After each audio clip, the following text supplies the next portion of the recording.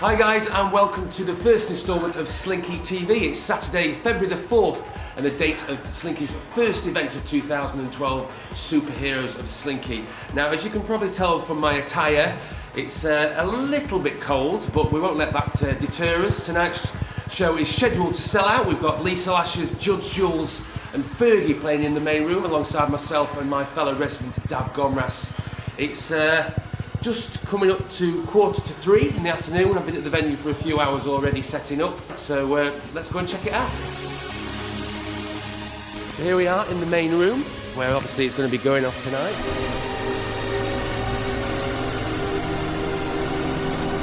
We've already set up the rings, whatever you call them. Trapeze artists, I think is the right term. We're going to have them for the first time at Slinky in many years, so that should be great. And of course, the DJ box where all the DJs are going to be performing later on tonight. Hi, I'm Zia, and this is Christine, and we're from Poles Apart. And basically we're here tonight to perform some aerial hoop at Slinky. We've been doing this for a little while now, but this is our first time at the O2 Academy. Hopefully it's going to go well. Are you excited, Christine? Yes, I'm very excited.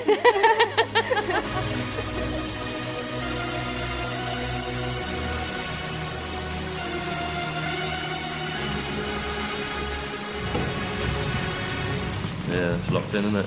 Yeah. That's why they're not connecting these. That one's not connected. This one's not having it. Brilliant. Network connection's fucked. Yeah, we've got a slight problem. Are they not CDJ 2000s. Rather than using the CDs, you can play off a USB like a memory stick. With these CDJs, they are linked, so you put one memory stick in there, and basically you can play music off one memory stick. The problem that we have is that the connection back here is knackered. Thing is, priority. Do you know anyone's got a CDJ 2000 in Bournemouth? Oz? Has he? Whether they're... Well, I know he's got Can you ring him right now? Because the CDJ 2000 is fucked. It's coming in at 7:30. Oh, cool. Oh, you have done it? Yeah, I managed to get one, yeah. So, yeah, we managed to sort the CDJ. So that's panic over for that. So I've booked a table at Urban Beach for 7.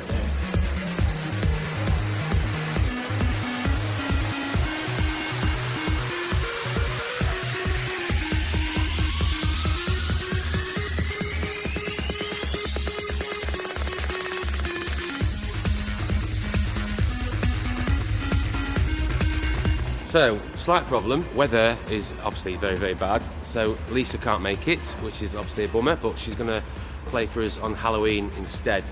So what we're going to do is Lee Osborne's going to play the warm-up and Dav will play second in place of Lisa. Okay, see you in a bit.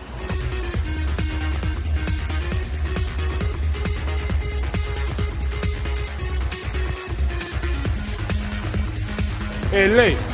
Lee! Let's go. Oh, yeah? Yeah. Action. You going to turn it on then? So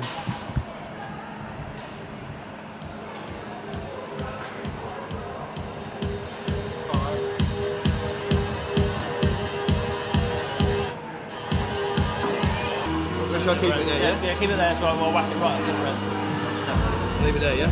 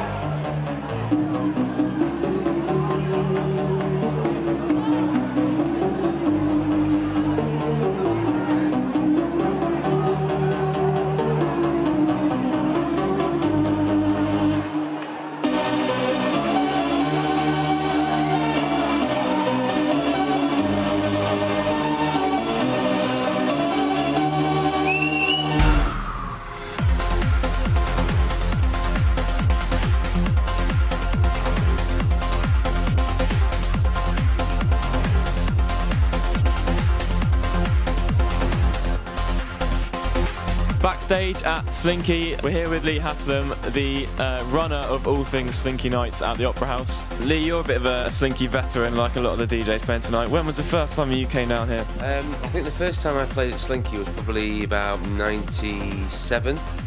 And how have things changed? From a clubber's perspective, obviously the music's changed quite dramatically and people have moved on and done different things. Obviously Fergie is a prime example of that. Me and Fergie have been very good friends since like 97 when I started at Tidy.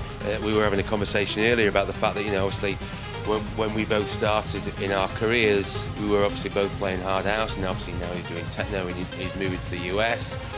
The scene evolves so much, and I think in the last couple of years as well, the scene has diversified so much that now the younger crowd are into more like dubstep and things like that. So we're up against it, but at the end of the day, we do events 3 or 4 times a year.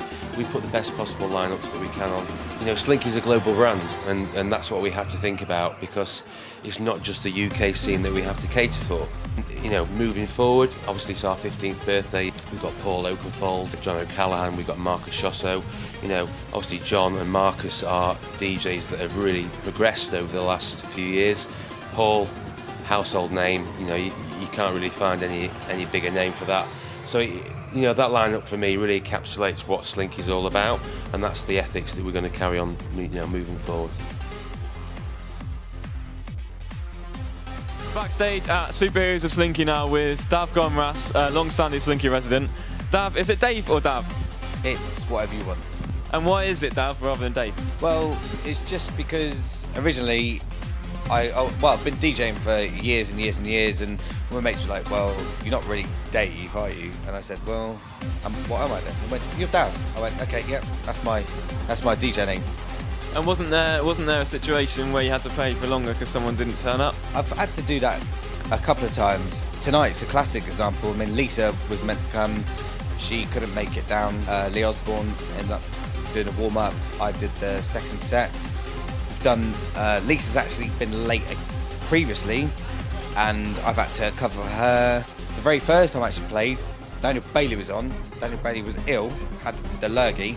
Scott Bond was late, so I had to play in between Daniel Bailey and Scott Bond. Scott Bond being one of my most favourite DJs at the time, I was just like, whoa, I'm actually about to play before my idol.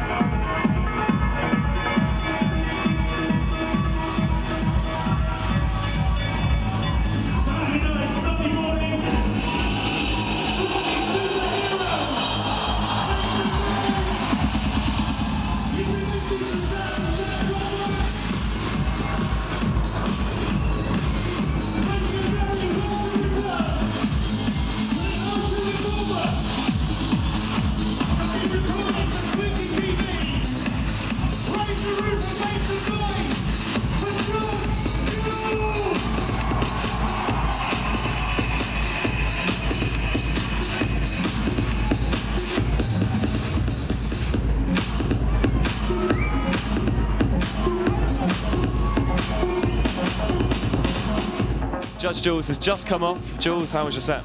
It was great, but I tell you what, it's really difficult to do an interview immediately when you come off the decks, because you're just kind of calming down. There's a lot of adrenaline. I don't want to get all scientific, but the adrenaline kind of builds up in your body, and you need to just calm down for 5 minutes. But you've grabbed me straight away. I had an amazing time.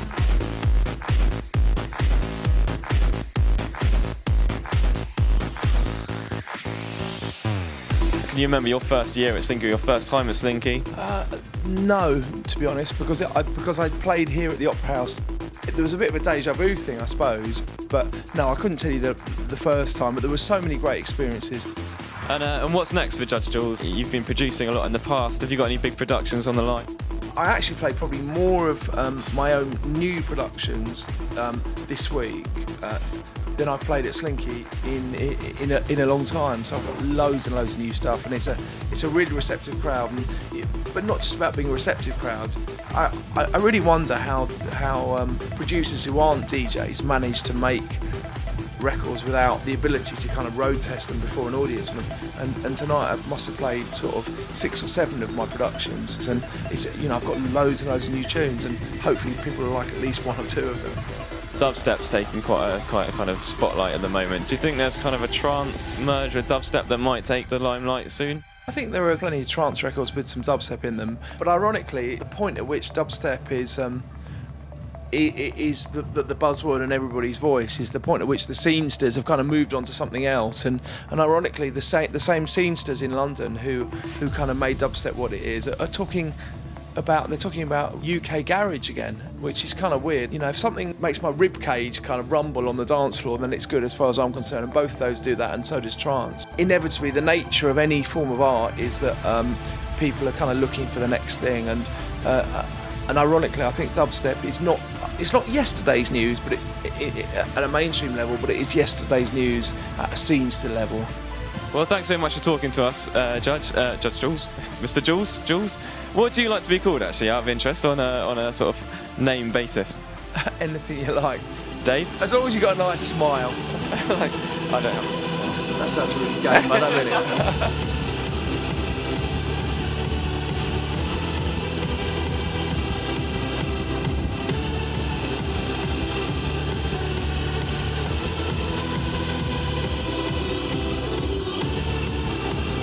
Fergie, about to go on. How are you feeling about your set tonight, mate?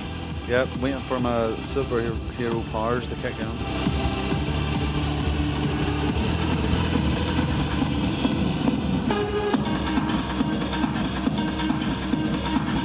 You played here, how many years ago was it now? I haven't played here since 2004, I think. But I played here late 90s, I think. Yeah, early 2000. Listen, them days were a very big blur for me, like.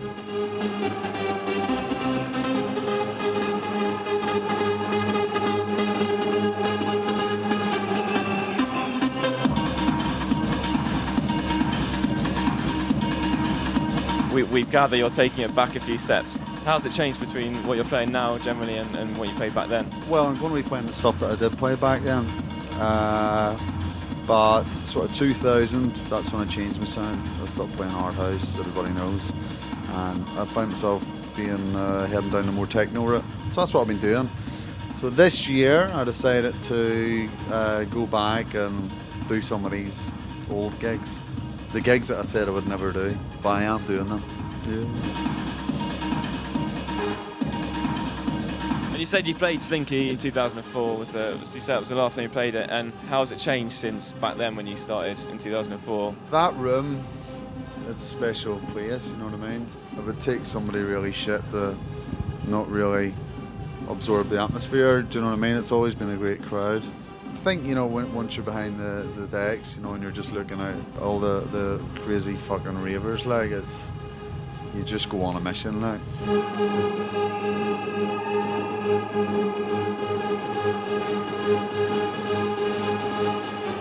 You may have heard in the press recently that Simon Cowell's talking about doing this whole sort of pop idol, pop DJ thing. What are your thoughts on that? Do you think it's going to take off? We live in a time when young people are very interested in DJing and electronic music. Anything that involves DJing or electronic music for the grassroots up, I think is good. I don't know what the concept would be for the show. Personally, I'd be interested to see, you know what I mean? Because nowadays DJing's changed quite a lot. You know, a lot of people are using computers and stuff. So I would wonder how that would transfer into a TV program. People now are saying that the DJs are the new rock stars. Would you agree with that? I think they used to be. You know, you look at Sasha and stuff like that, and Jeremy Healy, and I mean, they were the pin-ups, do you know what I mean? And then it sort of died down a bit, and I think it's got back to, you know, young people really idolising DJs again. Speaking of DJing for a while and DJs sort of being the new rock stars, rumour has it that Mariah Carey has someone in her dressing room to dispose of chewing gum and give out hand towels and stuff. What is the most opulent request you've ever had as a rider or in your dressing room ever? Most extravagant. Do not look at me. Yeah. It used to DJ Trade, mate. Oh, brilliant. Yeah, read into that what you want, mate.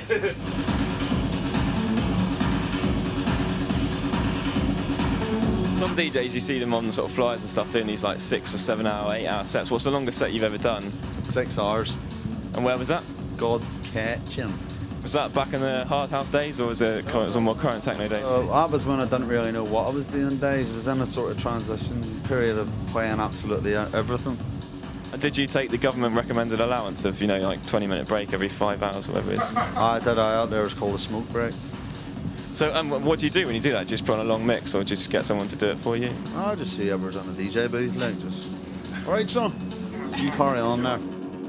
Where's the most obscure place you've DJ'd? Do you know what? It was in England in a fucking swimming pool. And it was the most annoying thing I've ever done in my life. Listen, you get people coming up to you in a club saying, all right, mate, you front and play this tune, play that tune.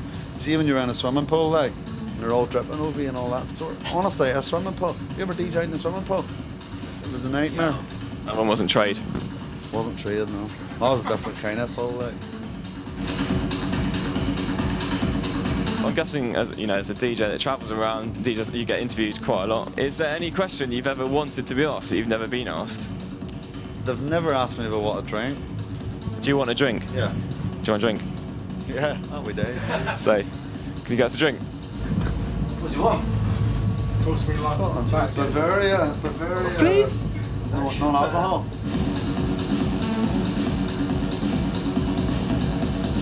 Hard House fans, Fergie's a bit of a kind of an icon name. How does it feel occasionally to, when you Google your name, obviously you struggle slightly because you've got a Black Eyed Peas singer to now compete with in the more recent years. Is that a pain in the ass?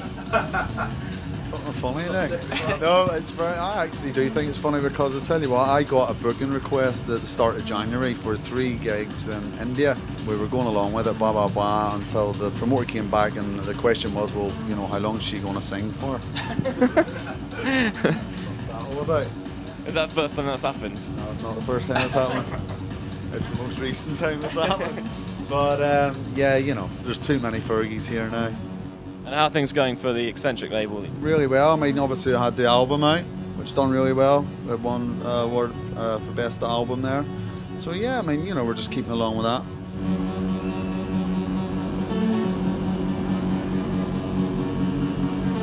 One of the biggest superheroes of Slinky that we've ever seen, probably. Ever. Fergie. Ever. The biggest superhero ever. Is that still recording? Yeah. Keep our lights.